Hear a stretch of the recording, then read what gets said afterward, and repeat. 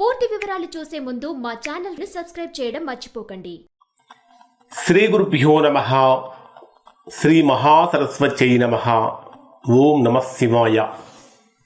Narayana Sastry astrology channel వీక్షిస్తున్నటువంటి ప్రేక్షక మహాశయులకు స్వాగతం, సుస్వాగతం. ప్రేక్షక మహాశయులందరికీ కూడా 2026 నూతన ఆంగ్ల సంవత్సర శుభాకాంక్షలు.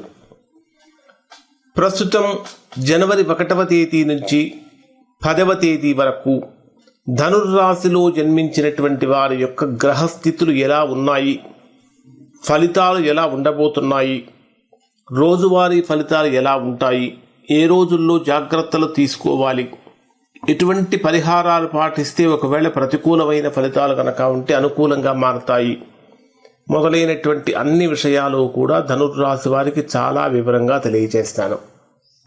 ఇక్కడ ధనుర్రాశి వారి వీడియో చూసిన తర్వాత ఇది నన్ను చూసే చెప్తున్నారా అనిపించేటటువంటి విధంగా ఉండేంత యాక్యురసీతో మేము వీడియో ఇవ్వడానికి మీకు ప్రయత్నిస్తున్నాం. ఖచ్చితంగా చివరి వరకు చూడండి. ధనుర్రాశికి ప్రధానంగా తీసుకుంటే మీ రాశ్యాధిపతి అయినటువంటి గురుడు అంటే ఈ 7వ స్థానంలో సంచరిస్తున్నాడు. ఈ 10 రోజుల కాలాన్ని కనుక పరిశీలించినట్లయితే ఇది విధి మరియు కర్మల మధ్య తీవ్రమైనటువంటి మలుపులు తీసుకొచ్చేటటువంటి కాలంగా ఉండబోతుంది. కారణం ఏమిటంటే మిథున రాశిలో గురుడు సంచరించడం వల్ల ఈ కాలంలో ఆలోచనలు, మాటలు, నిర్ణయాలు చాలా కీలకంగా మారతాయి అని చెప్పాలి. కారణం ఏమిటంటే గురుడు ద్విస్వభావ రాశిలో ఉన్నటువంటి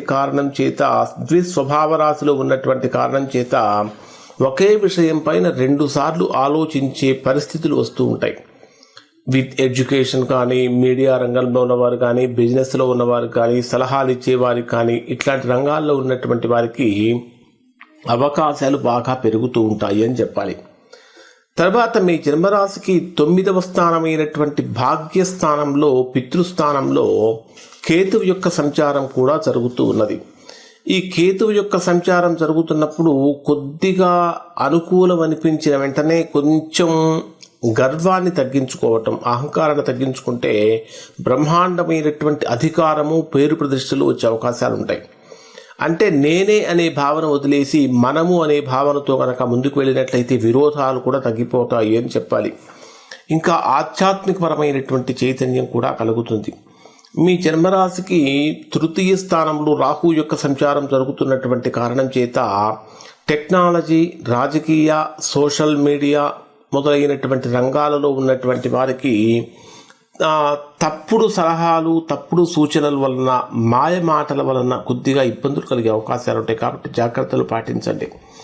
మీ జన్మరాశిలోనే 4 గ్రహాల యొక్క సంచారం జరుగుతున్నది.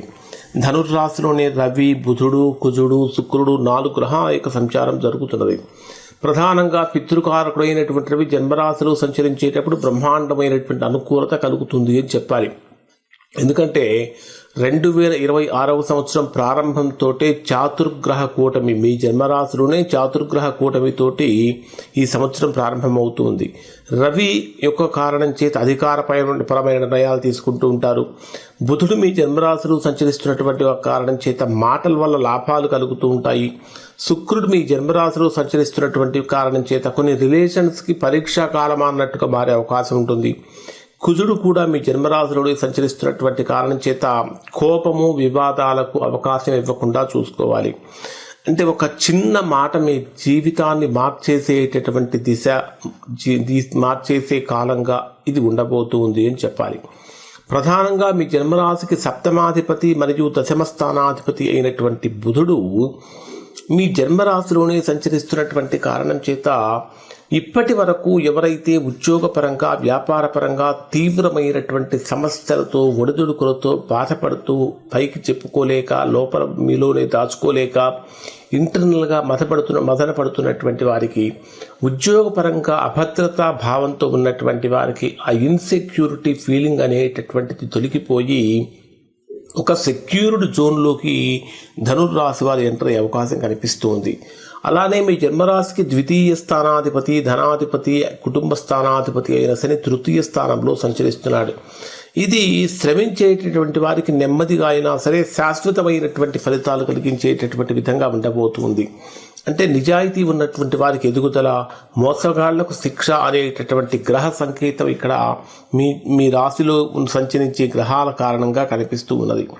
మరి చంద్రగోచారం ఆధారంగా కనుక మనం పరిశీలించినట్లయితే 1వ తేదీ ఉదయం నుంచి 2వ తేదీ ఉదయం 9:28 వరకు ఉండేటటువంటి సమయంలో, అంటే న్యూ ఇయర్ బిగినింగ్ డేనే ఏ విధంగా ఉంటుందంటే, ఇది 6వ స్థానంలో సంచరించేటటువంటి చంద్రుడి యొక్క కారణం చేత ఉద్యోగపరంగా కనుక తీసుకుంటే పరిభారం పెరుగుతుంది, శత్రువుల యొక్క కదలికలు, ఆరోగ్యం పైన ఏమాత్రం నిర్లక్ష్యం పనికిరాదు, కొన్ని రుణాలు చేయాల్సిన పరిస్థితులు, దుర్వ్యసనాలకు దూరంగా ఉండటం అనేది చాలా మంచిది. కోర్టు విషయాల్లో చాలా చాలా జాగ్రత్తగా ఉండాలి.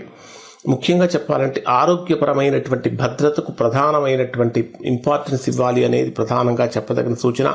ఇక్కడ మీరు హనుమాన్ చాలీసా పారాయణ చేయటం చాలా మంచిది. ఎరుపు రంగు పూల మాలను కనుక దుర్గాదేవి కనుక సమర్పించినట్లయితే మంచి ఫలితాలు పొందుతారు. తర్వాత 2వ తేదీ ఉదయం నుంచి 2వ తేదీ ఉదయం 9:28 నుంచి 4వ తేదీ ఉదయం 9:45 వరకు ఉండేటటువంటి సమయంలో భార్యాభర్తల మధ్య కొంచెం చిన్న చిన్న అభిప్రాయ భేదాలు కలిగే అవకాశాలు ఉంటాయి. వ్యాపార భాగస్థులలో కూడా అపోహలు కలిగే అవకాశాలు ఉంటుంది. ఇది ఒప్పందాలకంత అనుకూలమైనటువంటి సమయం కాదు. ఇక్కడ మీరు శివాభిషేకం చేయించుకోవటం, శివనామస్మరణ చేయటం అనేటటువంటి చాలా మంచిది.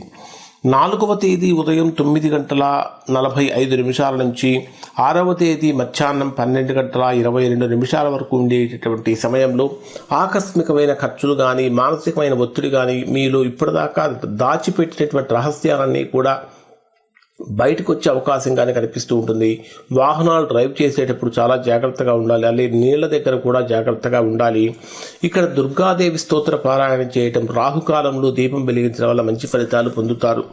తర్వాత 6వ తేదీ మధ్యాహ్నం 12:22 నుంచి 8వ తేదీ సాయంత్రం 6:45 వరకు ఉండేటటువంటి సమయంలో ఇది అద్భుతమైనటువంటి అదృష్ట యోగాన్ని కలిగించేటటువంటి స్థానంగా మారబోతుంది. దేవాలయ దర్శనాలు, శుభవార్తలు వినటము, పెద్దవాళ్ళ యొక్క అండదండలు, పెద్దవాళ్ళ యొక్క ఆశీర్వాదాలు కలుగుతూ ఉంటాయి. నిలిచిపోయినటువంటి పనులన్నీ కూడా బ్రహ్మాండంగా ముందుకు వెళ్లే అవకాశం కనిపిస్తూ ఉంటుంది. ప్రయాణపరమైనటువంటి లాభాలు కూడా కలుగుతూ ఉంటాయి. ఇంకా చెప్పాలంటే ఇంకా ఎక్కువ శుభాలు కలగటానికి గురువారం రోజున పసుపు రంగు వస్త్రాలు దానంగా సమర్పించడం చాలా మంచిది. అలానే గురు స్మరణ చేయటం అనేటటువంటిది కూడా చాలా మంచిది. ఇక 8వ తేదీ సాయంత్రం 6:45 నుంచి 10వ తేదీ రాత్రి వరకు ఉండేటటువంటి సమయంలో ఉద్యోగపరంగా కొద్దిగా ఒత్తిడి పెరుగుతుంది. అయినా సరే అనుకూలత కలుగుతూ ఉంటుంది. మాట్లాడేటటువంటి మాట కనుక కొంచెం జాగ్రత్తగా ఆచితూచి కనుక మాట్లాడినట్టయితే ఉద్యోగపరమైనటువంటి అనుకూలతలు పెరిగి బ్రహ్మాండమైనటువంటి గొప్ప యోగాలు, శుభ ఫలితాలు ఇక్కడ ఈ రాశి వారు పొందుతారు. ఆదిత్య హృదయం పారాయణ చేయటం వల్ల కానీ, సూర్య నమస్కారాలు చేయటం వల్ల కానీ మంచి ఫలితాలు పొందుతారు. మీ జన్మరాశిలోనే కుజుడు సంచారం జరుగుతున్నటువంటి కారణం చేత ఆవేశాన్ని అదుపులో పెడితే భాగ్యం అనేటటువంటిది మీ వెంట నడుస్తుంది అని చెప్పాలి. ఇప్పుడు చెప్పినటువంటి ఫలితాలు 90% మందికి 90% ఫలితాలు వర్తిస్తాయి. ఎవరైతే వర్తించట్లేదో, ఎవరికైతే ఇంకా తీవ్రమైన ప్రతికూలతలు ఎదుర్కొంటూ ఉన్నారో అటువంటి వారు ఒకసారి మీరు మీ యొక్క వ్యక్తిగత జాతకాన్ని విశ్లేషణ చేయించుకొని దోషం ఎక్కడుందో తెలుసుకుని దోష నివారణ కనుక చేయించుకుంటే చక్కగా సత్ఫలితాన్ని పొందుతారు. ఇవి ధనుర్రాశి వారికి సంబంధించిన ఫలితాలు. శుభం.